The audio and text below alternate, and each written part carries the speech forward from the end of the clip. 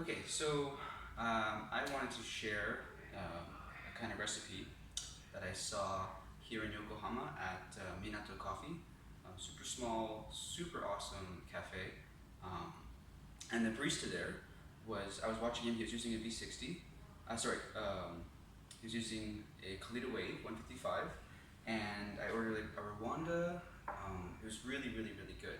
But his technique and what he was doing I thought was really interesting, and it really helped me understand the process of it. So I want to try to recreate that. I've been experimenting with this recipe for a few days, and I'm really thinking it has like a lot of potential, um, and it's really good.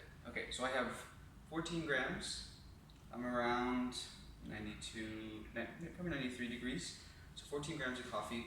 I'm going to be going to 225. So it's like, or 220, 223 or something. It's like 1 to 16. And that's going to be the ratio. So initially, the first bloom, he actually does a very aggressive pulse pour bloom.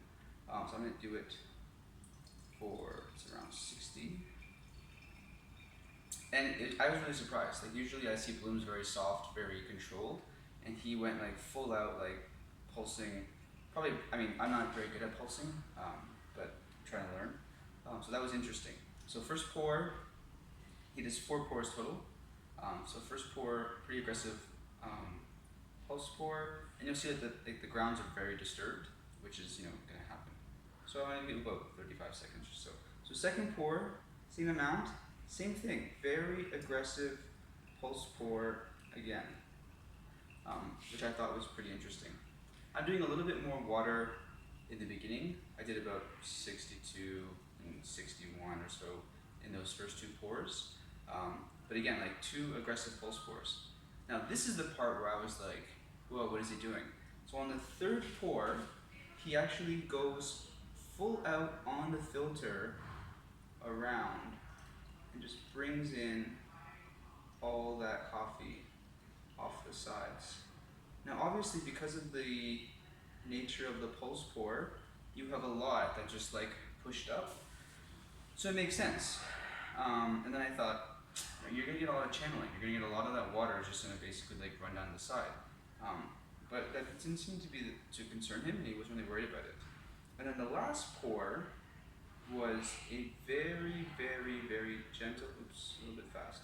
A little gentle, slow, controlled, center pour, trying to disturb the coffee grinds as little as possible.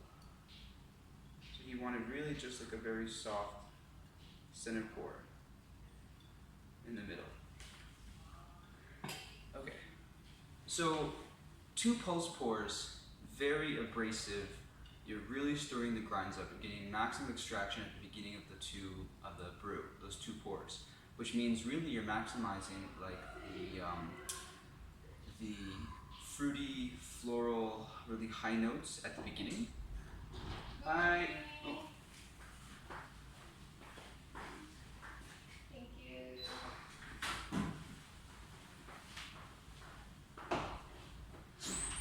I just got temperature checked and I'm safe. Okay, maximizing the beginning of the coffee, which is interesting, and then the 3rd pour along the edges, you're bringing everything back in so that you're not basically over extracting just one section of it and not the rest.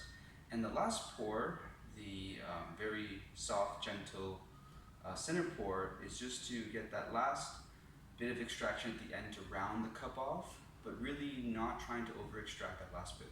You don't want to disturb it at the end, because then basically you're gonna get those, I always say it, but it's like stone fruits or over roasted qualities and things like that. So I thought it was interesting. I usually don't see people mixing different techniques within one brew. Usually people are like doing a fast pulse pour throughout all of it, or they're doing a very slow, gentle pour through all of it.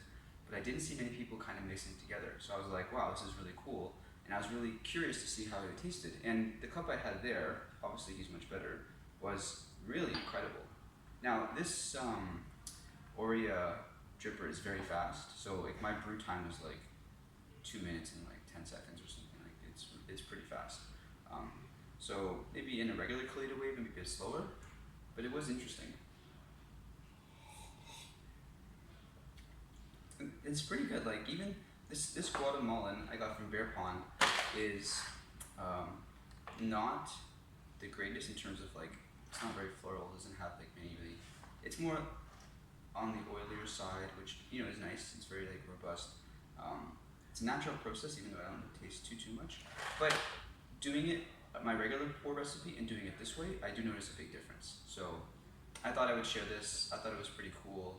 So first two pours, pulse pours, aggressive. Third pour, around the edge and pulling in the grinds off the filter. And fourth pour, super gentle center pour. I think a mellow drip there would probably make a lot of sense. I don't have one, but that would make a lot of sense. So it's pretty cool. Minato Coffee in Yokohama was like pretty legit, and I can't wait to go back. So thought I'd share. Thanks.